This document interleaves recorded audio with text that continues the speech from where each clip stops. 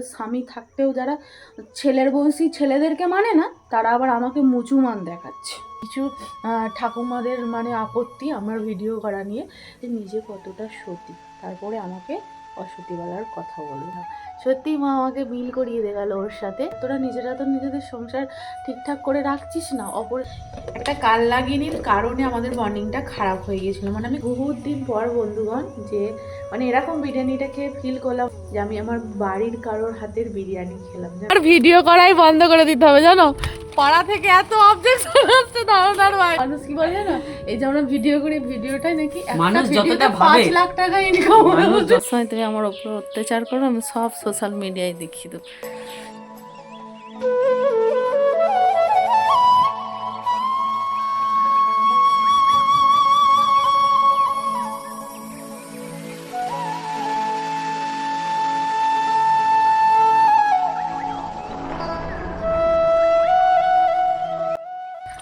Hello everyone, good morning. কেমন আছো তোমরা? সকালে করবো ভালো আছো, সুস্থ আছো, আর আমিও ভালো আছি। সকাল সকাল কত সুন্দর ওয়েদার দেখো, ঝিরি ঝিরি বৃষ্টি পড়ছে, আর আমি হাতে ব্রাশ নিয়ে চলে এলাম মাঠের ধারে।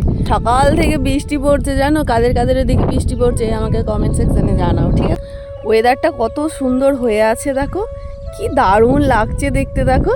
তাই আমি আর থাকতে পারলাম না গো, এত সুন্দর একটা ওয়েদারে ভিডিও না করলে ভালো লাগে বলো? আর এমনি বড় ভিডিও নেই, তাই ভাবলাম চলো তোমাদের সাথে সকাল সকাল আড্ডা দিয়ে নিয়ে একটু।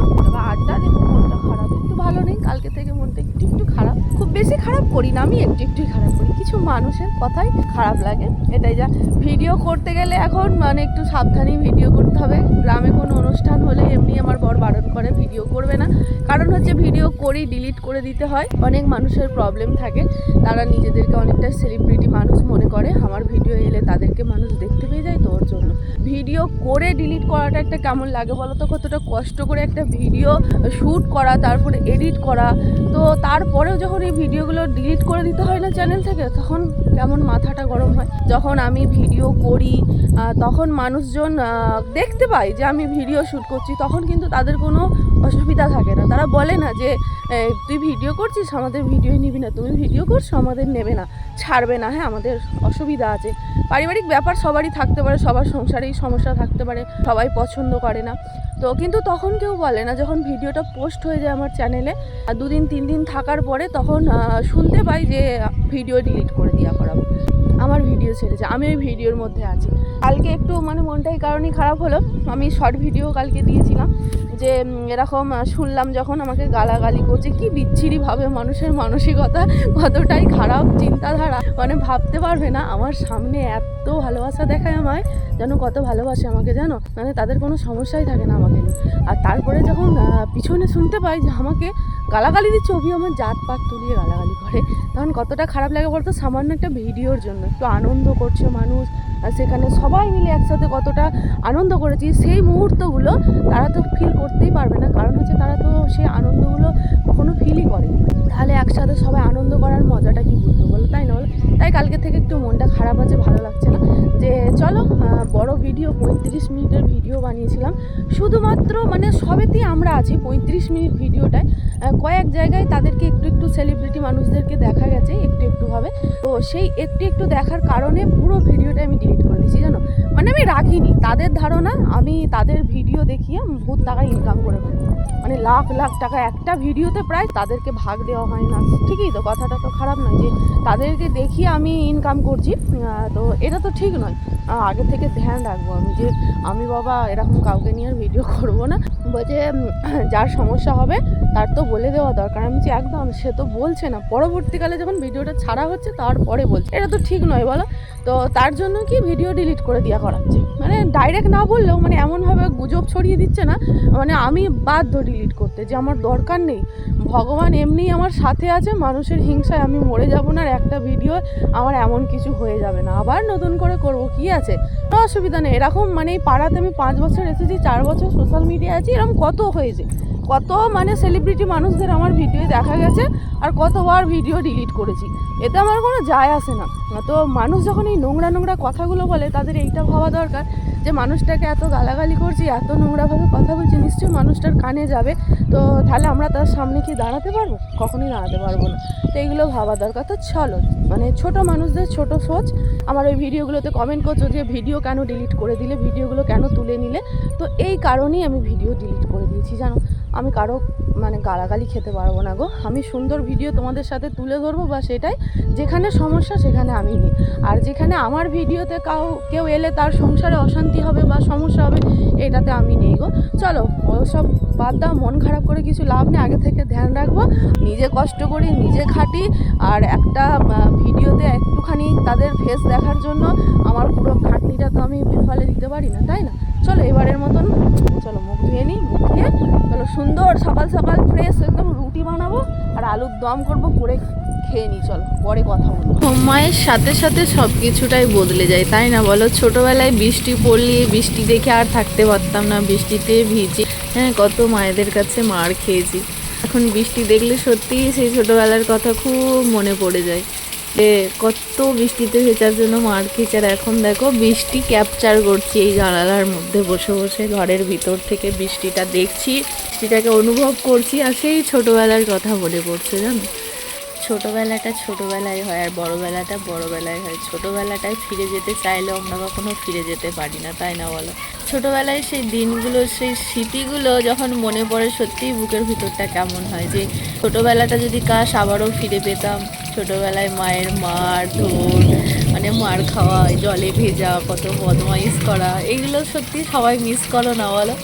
আমরা বড় হয়েই সংসার, ধর্ম, এই কথা ওর কথা, এই ওই তাই নিয়েই জীবন চলে যাচ্ছে। ছোটোবেলায় অন্যায় করো যাই করো, মানে কেমনই একটা আলাদাই ছিল ছোটোবেলাটা, তাই না বলো? বড়োবেলাটা একদমই আলাদা সবারই, শুধু আমার বলে না, প্রত্যেকটা মানুষের বড়োবেলাটা একদমই আলাদা, ছোটোবেলাটা একদম। ছোটোবেলাটা কখনোই আমরা ফিরে পাই না, তাই না? এই ছোটোবেলা আমরা হারিয়ে ফেলেছি। এই মাঝে মধ্যে যখন এইসব জিনিসগুলো আসে, এই যেমন বৃষ্টি আজকে মনে পড়ছে যে ছোটোবেলায় কত বৃষ্টিতে ভিজেছি, তবু মানে সেই আনন্দটাই আলাদা ছিল। এখন বৃষ্টিতে ভিজলেও মানে কোনো কিছু না মা বকবে না কিছু, এটা কেমন আলাদাই বলো? বড় হয়ে জীবনটাই সবার চেঞ্জ হয়ে যায়। কেউ কাজের মধ্যে ব্যস্ত থাকে, কেউ সংসার ধর্ম পালন করতেই ব্যস্ত থাকে, এরকম একটা ব্যাপার। এখন আমরা কি করব? ছেলে মেয়েদের শাসন করব। একদিন আমার মারা আমাদের শাসন করেছে, এখন সবাই ছেলে মেয়েদের নিয়েই শাসন করবে, ছেলে মেয়েদেরকে বকাঝকা দেবে। 1:18 বাজে আর এই এখন আমি রান্না বসিয়েছি। সে তো গেছে পান্ডুয়া, ডিম রান্না করতে বলে গেছে, ডিম রান্না করিনি, ডিম সেদ্ধ করছি আর আলু ভাতে দিয়েছি। তাও ঘি আছে, বাড়ির তৈরি ঘি, ভাবছি ঘি আলু ভাতে ডিম সিদ্ধই খাওয়া হবে। কারণ হচ্ছে ডিম যতই ভালো করে রান্না করি ভালো লাগে না খেতে। তো বলে গেল, বললে আজকে ডিমই রান্না কর, ডিম রান্না করবো। ও জানে যে রান্না করতে বলে গেছে, ও ডিম রাখবে বলে মনে হয় না। সত্যিই খেতে কেমন লাগে, ভালো লাগে না একদম, খেতে মনই চায় না। খালি তখন বৃষ্টিটা যাচ্ছে আর আসছে। এই বৃষ্টিটা ছেড়েছিল, একটু খোলাসা খোলাসা হয়েছিল, আবার দেখো মেঘ ধরে গেছে, বৃষ্টি ঝরঝর করে বৃষ্টি পড়ছে। সে ভিজে ভিজে আসবে আজকে। দেখো ভাবছিলাম, আমি ওয়েট করছিলাম যে বৃষ্টিটা জোরে আসবে ঝমঝম করে, আর আজকে একটু ভিজবো, কিন্তু দুঃখের কথা ঝমঝম করে আসছে না। ঝমঝম করে বলতে একদম সেই মানে ঝমঝম করে যে বৃষ্টিটা আসে সেই তখনই এসেছিলো। তখন খেয়ে দিয়ে খালি রুমে গিয়ে বসলাম। অনেক দিন পরে কিন্তু ডাক পাখি দেখলাম জানো। ওই দেখো, ওই ডাক পাখি কিন্তু খায় সবাই জানো। ছোটোবেলায় আমিও খেয়েছি, আমার দাদু ডাক পাখি মারতো, মানে বাঁশ বাগানে ঘুরতো, আর বাঁশ বাগানের পাশেই বাড়ি ছিল, মানে বাড়ির পাশেই গাদা বাঁশ বাগান, আর দাদু খালি মারতো, আমি খেয়েছি কিন্তু। আর এই দেখো আজকে দেখলাম ডাক পাখি। দেখো এই বৃষ্টিতেই তো বেরোয় এবার ডাক পাখি। এই দেখো মাঠে চড়ছে। আমাদের এই মাঠের ধারে বাড়ি হয় একটা সুবিধা কি বলো তো, কত কি দেখতে পাই আমরা। কারা কারা ডাক পাখির মাংস খেয়েছো আমাকে কমেন্ট করে জানাবে। হ্যাঁ আমি তো খেয়েছি ছোটোবেলায়, কিন্তু এখন খেতে পারবো না, এখন কেমন কেমন লাগে। আমি করিনি, আজকে আমার আলু ভাতে খেতে মন চাইছে। আমি কালকেও আলু ভাতে করেছিলাম, মাছের ঝাল করেছিলাম, শাক ভেজেছিলাম। তো আমার এই কদিন কি হয়েছে জানি না, শুধু ঘি আর আলু ভাতে খেতে মন চাইছে। মানে পেঁয়াজ ভাজা করে, বেশ পেঁয়াজ ভাজা শুকনো লঙ্কা দিয়ে আলু মাখাটা কত ভালো লাগে বলো তো, আমার ওইটাই ভালো লাগে। মারো না, সব প্রমাণ করবো। সবসময় তুমি আমার ওপরে অত্যাচার করো, আমি সব সোশ্যাল মিডিয়ায় দেখিয়ে দেবো। যে বলো, যে দরকারে গিয়েছিলে দরকার মিটেছে? ওই জন্যই তো মুখে এতটা খুশি, হাসি মনে হচ্ছে। স্বার্থপর বন্ধুরা জানো, এই মানুষটা একদমই স্বার্থপর। বিয়ের জন্য হ্যাঁ হ্যাঁ, তুমি বুড়ো হয়ে গেছো। ওকে gift আরে আমার জন্য তো মেয়ে দেখতে যাইনি, কার জন্য? ভাইয়ের জন্য গেছিল। না মিথ্যে কথা। তুমি আমার এই বয়সেও দাঁড়িয়ে আমার বরের এখনো একটা বিয়ে করার শখ, একটা নয় কটা বলো বিয়ে করতে চাও তুমি?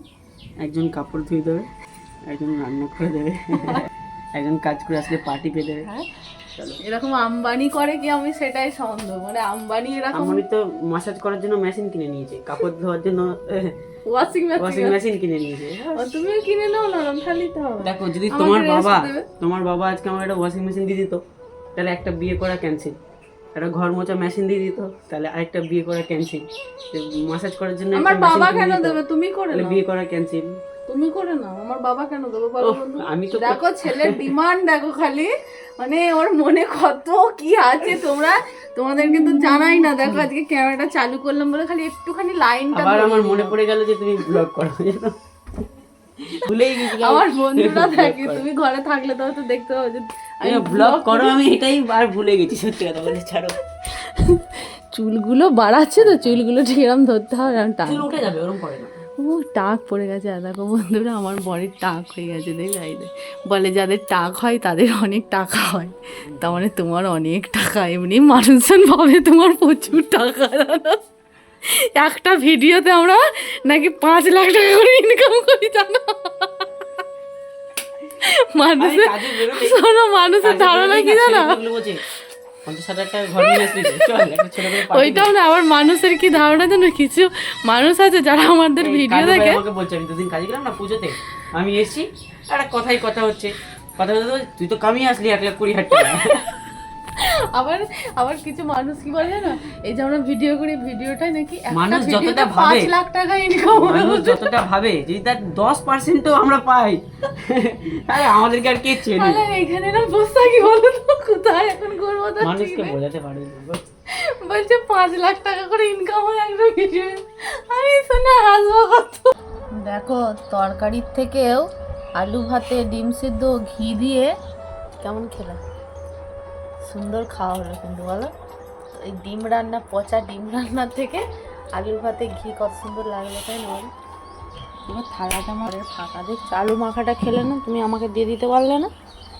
ভিডিওতে না আসার জন্য ওকে ফেলে দিল। দেখো আলুটাই তেল লেগেছে, পেঁয়াজ লেগেছে, নুন লেগেছে, আলু লেগেছে। হ্যাঁ এই মিরিক মিরিক করে হাসবে এখন না বলে অবস্থাকে, তুমি ভিডিও করছো আমি জানতাম না।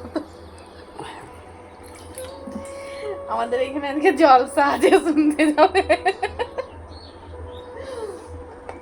জলসাটা নিয়ে একটা কথা বলবো, হ্যাঁ এখন বলবো না, বিকালবেলায় বলবো, এখন না। মাঠে যাবো বিকালে, তখন বলবো। তবে সত্যি আজকে দুপুরে খাওয়া দাওয়াটা সুন্দর হলো। ভাই এক টিফিন ঘি দিয়ে গিয়েছিল, গাওয়া ঘি, একদম বাড়ির তৈরি ঘিটা এত সুন্দর, মানে কি বলবো। আমি তো প্রত্যেক দিন হলে প্রত্যেক দিনই এরকম আলু ভাতে ঘি আর এরকম ডিম সেদ্ধ পছন্দ করি না, খেতে খেতে ওকে দিয়ে দিয়েছিলাম একটুখানি, যাতে আমার দোষটা না হয়। ও 2টো ডিম খেয়েছি।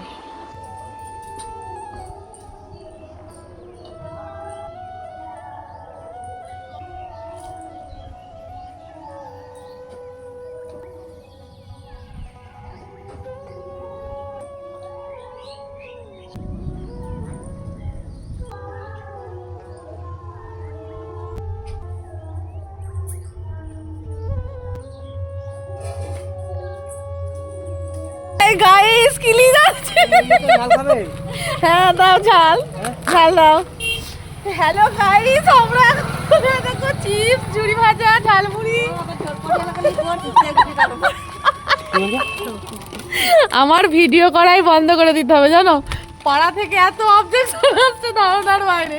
খালি শুনতে পাচ্ছি বলছে খালি হ্যালো গাইস করে ভিডিও ছাড়ে, আমরা বেরোতে পারি না, পুজো একটু দাও ঝালমুড়ি দাও, তো ঝালমুড়ি খাই। গাইস তুমি ঝালমুড়ি খাবে? এই নতুন বউটা আজকে দেখো, নতুন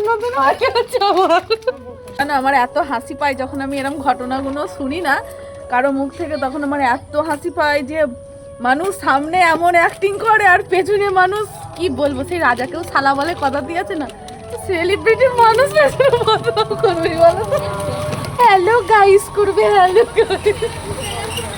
আমি বলছি যারা বলে আমরা তো ইয়াং, হ্যাঁ যারা বলে তাদের বয়সটা খুবই হাই পাওয়ারে, তাদের বুড়ি বয়সে এত কিসের চাবলাপনা করা। আজকে কপালটা সত্যি কত ভালো, যেন সকাল থেকেই মানে ভালো যাচ্ছে, একটু খারাপ যায়নি। এই দেখো এখন ওখান থেকে এলাম, মানে ওই যে মাহিমা বোন আছে, মনে পড়ে যে এই বোনের ছেলেটাকে প্রথম মানে আমার ইউটিউব চ্যানেলে দেখিয়েছিলাম যে আমার বাবুর নাম কি রাখবো, তোমরা কমেন্টে জানাও, এখনও তোমরা কমেন্ট করো। তো বিরিয়ানি বানিয়েছে, আমাকে খেতেই হবে, মানে খেতেই হবে। দিদি এসো, তুমি আমাকে না বলে বাড়ি চলে যাবে না। বিরিয়ানিটা এত সুন্দরই ও বানিয়েছে, জোর করে বিরিয়ানিটা আমি এখন খেতে পারবো না, ঝালমুড়ি খেলাম সবাই একসাথে। তো বিরিয়ানিটা খেলাম আমি বাড়ি এসে, একটুখানি ভিডিও বানাচ্ছিলাম বলে, শর্ট ভিডিও, তো রিভিউ দিলাম আমি। সত্যি কথা বলবো, বহুত দিন পর বন্ধুগণ যে মানে এরকম বিরিয়ানিটা খেয়ে ফিল করলাম, আমিও তো বিরিয়ানি রান্না করি, যে আমি আমার বাড়ির কারোর হাতের বিরিয়ানি খেলাম, জানো, মানে একদম কাছের মানুষদের। তো ওকে আমি বনি ভাবি, ওকে আমি দূর সম্পর্কে কিচ্ছু ভাবতাম না। ও এখানে আসার পরে মানে দুজনের সম্পর্কটা আমাদের খুব ভালো ছিল, বন্ডিংটা। একটা কাল লাগিনির কারণে আমাদের বন্ডিংটা খারাপ হয়ে গিয়েছিলো, মানে আমি কথা বলতাম না, মনে কষ্ট পেয়েছিলাম। তো ভুল বোঝাবুঝি হয়েছে ধরতে গেলে ওটা, মানে আমরা এতটাই ভালো থাকতাম, ভালোবাসাটা আমাদের এতটা সুন্দর ছিল, মানে সেই কাল লাগিনিটা দেখে সহ্য করতে পারিনি। আমার কানে বিষ ঢেলেছিল, সেটা আমি কিন্তু দাদাকে বলেও ছিলাম যে দাদা এরকম বোন কি বলেছে, আমার খুব খারাপ লাগলো শুনে। দাদা বলছে এরকম কথা তো তোর বোন বলতে পারে না। আমি তা আমি তো জানি না, কিন্তু আমাকে এরম এরম বলছে। যেন একটা পার্সেল নিয়ে হয়েছিল, আমরা বাড়ি ছিলাম না, বোনকে ফোন করে পার্সেল নিতে বলেছিলাম যে আমার একটা পার্সেল আসছে, নিয়ে নেবে। তো বোন বললো যে ঠিক আছে, কোনো দিন বলে না যে নেবো না, কিন্তু পরবর্তীকালে ওই কালনাগিনীটা আমার কানে বিষ দেয়, মানে আমাকে নাকি বোন খারাপ খারাপ কথা বলেছে পার্সেলটা নিতে বলেছি বলে। তো ভিডিওটা আমি এই কারণেই আরও বললাম যে মানুষকে বিনা কারণে খারাপ করতে নেই, যদি সে দোষী হয় তবেই তাকে কারো কাছে দোষী প্রমাণ করো, অতএব মানে মিথ্যে কথা বলে সত্যিটা একদিন না একদিন বেরোবেই, মিথ্যে কোনোদিন চাপা থাকে না। তো আমি সেই দুঃখে মানে কষ্টে আমি বোনের সাথে কথা বলতাম না, যে এত ভালোবাসি নিজের বোনের মতন, আমিও আমার পরিবার ছেড়ে এসেছি, ও আমার মতনই। তো এরকম বলতে পারলো বোন সামান্য একটা পার্সেলের জন্য। আমি নিতে বলেছিলাম যে আমি বাড়ি গিয়ে টাকা দিয়ে দেবো তোকে, পার্সেলটা নিয়ে রাখ। তো ও বলছে, কথাটা ও জানতো না, দাদা নাকি ওকে বলেনি। তো কথাটা জানার পরে ও মানে আমাকে জড়িয়ে ধরে এত কাঁদছে, দিদি আমায় ক্ষমা করে দাও না, সবার তো কত কি হয়, আমাদের তো কিছুই হয়নি, কিছু মানুষ চায় না যে আমরা ভালো থাকি, তাই হয়তো এরকম আমাদের সম্পর্কটাকে নষ্ট করলো। সত্যি কথাটা ঠিক কথায়। তো আমাদের এখানে যেদিন বিজয়া হলো বাসন্তী পুজো, তো সেই দিনকে আমাকে জড়িয়ে ধরে এত কেঁদেছে, দিদি ক্ষমা করে দেন, আমার পায়ে ধরছে, আমার এত খারাপ লাগছে। আরে যে ও দোষই করিনি, এতদিন মানে একটা ভুল বোঝাবুঝির মধ্যে থেকে সম্পর্কটা কেমন নষ্ট হয়ে যাচ্ছিল। তো ও বলছে যখন আমি বলি তুই এরকম বলেছিলি, ওর জন্যই আমি বলিনি। বলছে দিদি সত্যি বলছি, কি বলতে হবে বলো, আমি এরকম কথা কখনোই বলিনি, এরকম বলছে। যেন আমার এতটা খারাপ লাগছে যে ফালতু একটা কাল লাগিনির কথা শুনে মেয়েটার সাথে আমি এতদিন কথা বলা বন্ধ রেখেছিলাম।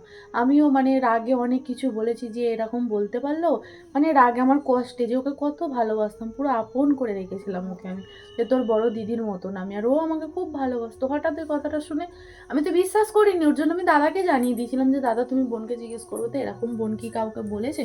দাদাও বিশ্বাস করছে না, বলছে তোর বোন তো এরকম কথা বলতে পারে না, জানো। তাই বলি যে কাল লাগিনি, তোরা যতই চেষ্টা কর না কেন যে ভালো সম্পর্কগুলোকে নষ্ট করার, তোরা নিজেরা তো নিজেদের সংসার ঠিকঠাক করে রাখছিস না, অপরের সংসারটাও মানে ভেঙে দেওয়ার চেষ্টা করিস না। নিজেরা তো কারোর সাথে ভালো সম্পর্ক তৈরি করতেই পারছিস না, উল্টে সব বিচ্ছেদ করছিস। তো অতএব আমাদেরও সম্পর্কগুলো দেখে এত হিংসা করিস না, নিজেরটা নিজে তেল দে আর অপরেরটা অপরকেই ভাবতে দে, বুঝলি তো। এরকম কারো ক্ষতি করে কেউ কোনোদিন ভালো থাকতে পারে না। তুই হয়তো ভেবেছিলি যে তোর আমার আর ওর সম্পর্কটা নষ্ট করবি, দেখ ও কোনো অন্যায় করেনি বলে দেখ একটা ভালো দিনে মানে আমাদের কতটা মিল হয়ে গেল, দেখ মানে আবার প্রথম থেকে মানে যেরকম আমরা ছিলাম নর্মাল একদম, সেরকম সম্পর্কটা তৈরি হয়ে গেল আমাদের, মানে যেরকম প্রথম দিন থেকে আমাদের ছিল সম্পর্কটা। আর ভালো দিন বলতে কি বলিনি, মা বাসন্তীও বুঝিয়ে দিয়ে গেলেন যে বিনা দোষে কাউকে কষ্ট দিতে নেই, তোদের বন্ডিংটা সত্যিই খুব ভালো ছিল। তো আজকে আমার এই বিজয়ার দিনকে আমি তোদের মিল করে দিয়ে গেলাম। সত্যিই মা আমাকে মিল করিয়ে দিয়ে গেল ওর সাথে।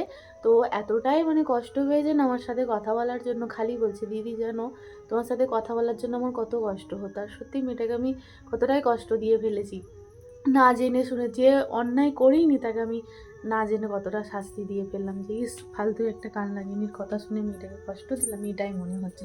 তো ওই কান লাগিনিরা নিজেদের সংসার ধর্ম কিচ্ছু করে না, যেন শুধু আমাদের এইরামই করে, মানে এর সাথে তার ঝগড়া লাগিয়ে দিয়ে ওর সাথে তার ঝগড়া লাগিয়ে এরামই করে। গ্রামে তো এমনি আমি ভাইরাল হয়ে আছি মোট কথায় ভিডিও করা নিয়ে, আজকেও বেরিয়ে মানে কিছু ঠাকুমাদের মানে আপত্তি আমার ভিডিও করা নিয়ে। তো সেই ঠাকুমারা নাকি আগের বছর থেকে চাঁদা টাদা দেবে না এরকম ব্যাপার, আমরা ভিডিও করি বলে। তারা আর কি নাগিন ডান্স করতে পারছে না, আমার ক্যামেরার সামনে চলে এলে তাদেরকে মানুষ দেখে ফেলবে, যেহেতু তারা সেলিব্রিটি মানুষ না। তো তারাও নাকি আমাকে খুব গালাগালি করেছে। ঠিক আছে, তাদেরকে পরে দেখে নেবো, এখন বেশি কাউকে কিছু বলার দরকার নেই, যে যা করছে করুক, ওপরে কেউ একজন আছে। তোরা আনন্দ করবি না আমার দেখার দরকার নেই, চাঁদা যদি তোরাও দিস আমিও চাঁদা দিই, তাই না? তো চাঁদাটা বড় কথা নয়, মানুষের সোচটা কতটা নোংরা চিন্তা করো, যে সামান্য আমি ভিডিও বানাই বলে হিংসায়, মানে তারা আমাদের শত্রুই, যারা বলেছে কথাগুলো আমাদেরকে একদম সহ্য করতে পারে না, আমাদের বাড়ির কাউকে সহ্য করতে পারে না, ওই জন্যই বলেছে। তাই পাড়ার আর কারো তো আপত্তি হচ্ছে না, খালি কয়েকটা মানুষের আপত্তি হয়ে যাচ্ছে। ঠিক আছে, কোনো ব্যাপার না, আসছে বছর দেখা যাবে কে কী করে, অনেক কিছু কথাই শুনেছি। তো সেই ঠাকুমারা আমার ভিডিও দেখে, সেই ঠাকুমাদের উদ্দেশ্যে আমার একটা কথাই বলা, বয়স হয়েছে, সংসার হয়েছে, ছেলে বউ হয়েছে, তাদের দিকে ধ্যান রাখো, ছেলে বউকে নাতি পুতিদের মানুষ করো। নাগিন ডান্স করার জন্য অপরের মেয়েকে এভাবে গালাগালি করো না। তুমিও কারো মেয়ে বউ, আমিও কারো মেয়ে বউ। তো অতএব কাউকে গালাগালি করার আগে নিজের দিকটা একবার ভাববে যে নিজে কতটা সতী, তারপরে আমাকে অসতী বলার কথা বলবে, কেমন? তো বেশি কথা বলতে চাই না, এমনি মাথা গরম হয়ে আছে আমার, আর বেশি করবো না, ডাইরেক্ট গিয়ে শ্যুট করবো, আর কিছু করবো না। মানে আমি আবার এইসব ভালোবাসি না, বুঝলে তো, আমি অন্যায় কিছু করি না, আর বিনা অন্যায় আমাকে কেউ বিনা দোষে গালাগালি দেবে, আমার জাতপাত তুলিয়ে কথা বলবে, সেটা আমি কখনোই সহ্য করে নেবো না। সতী ঠাকুমা তোমাদেরকে বললাম এটা।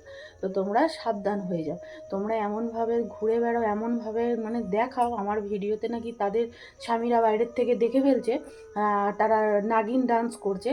নাগিন ডান্স করার বয়স চলে গেছে ঠাকুমা, বয়সটা এখন আমাদেরকেই করতে দাও। তোমরা এখন দেখো শুধু নাতিপুতি সামলাও, বুঝেছো? অপরকে খারাপ বলো না, অপরকে খারাপ বলতে গিয়ে নিজের খারাপিটা নিজে ডেকে এনো না, বুঝেছো? মানে এতটাই নোংরা হয়ে গেছে আমাদের এখানকার কিছু মানুষজন, সবাই নয়, কিছু মানুষ, যারা আমাকে নিয়ে, আমাদের ফ্যামিলিটাকে নিয়ে সব সময় চর্চায় বসে থাকে। লোকের চর্চা করো না, নিজের কি হবে সংসারটায় সেটা ধ্যান দাও, বুঝতে পেরেছো? আমি আবার পরিষ্কার আপসাপ কথা বলতে ভালোবাসি। আমি ভিডিও করি, কারো বাড়িতে গিয়ে করি না। পুজো থাকবে, অনুষ্ঠান থাকবে, সেখানে সবার অধিকার আছে করার, বুঝেছো তো? পুজোটা যদি তোমার একান্তই করার হয়, তুমি তোমার বাড়িতে করো না, তোমার বাড়িতে কেউ ভিডিও করবে না। বারোয়ারির পুজোতে মানুষ ভিডিও করলে সেখানে তোমার একা তোমাদের আপত্তি করার তো কোনো প্রয়োজন নেই, আসবে না। যখন দেখছো যে ওখানে আমি আছি, তাহলে সেখান থেকে সাইড হয়ে যাবে, পাশে কি মানে জায়গা তো কম নয়, সাইডে গিয়ে আনন্দ করবে। আমাদের ওই মাঝেই আনন্দ করতে হবে এর কিচ্ছু মানে হয় না, সাইডে করো ব্যাস, তাহলেই হবে, ভিডিও আসতে পারবে না। আমি যেখানে ঘোরাঘুরি করি, তার মানে তোমাদেরও তো আসার ইচ্ছা আছে, নাগিন ডান্স তোমাদেরও তো পাবলিককে দেখাবার ইচ্ছা আছে, ওর জন্যই তো তোমরা আমার ভিডিও মানে আমারই আশেপাশে করো। আমাকে ছাড়া একটু তফাতে ঘুরতে পারো না, তারপর বড় বড় কথা বলো তোমরা। যদি বাপের বেটি হয়ে থাকো, সামনে এসে কথা বলো। আমি সামনে কথা বলতেই ভালোবাসি, আমি ডাইরেক্ট ওই জন্য ভিডিওর মাধ্যমে জানিয়ে দিলাম, কেন ভিডিও দেখতে ভালোবাসো তো আমাকে ভালো লাগে না, কিন্তু আমার ভিডিওগুলো নাগিন ডান্স ঠাকুমাদের খুব ভালো লাগে। তো আমি এটা জানিয়ে দিলাম, নেক্সট টাইম যদি কোনো রকম কোনো কিছু আমাকে নিয়ে শুনেছি, আমি তো ডাইরেক্ট গিয়ে তোমার ঘরে উড়িয়ে দিয়ে আসবো। আমাকে চেনো না, আমি খুব ভালো খুব খারাপ, আমি অন্যায় করি না, কিন্তু বিনা দোষে আমাকে কেউ গালাগালি করবে সামান্য ভিডিও করা নিয়ে, এটা আমি মেনে নেবো না। কিন্তু আপত্তি হলে পুরো গোটা গ্রামে যেদিন আপত্তি জানাবে আমাকে যে আমাদের বারোয়ারি দলের পুজোতে কেউ ভিডিও করবে না, বারণ যখন করে, এক বছর আমাদের এই মনসা পুজোয় পড়েছিল বারণ, আমি ক্যামেরা করিইনি, যেদিন বলে দেবে আমি করবোই না।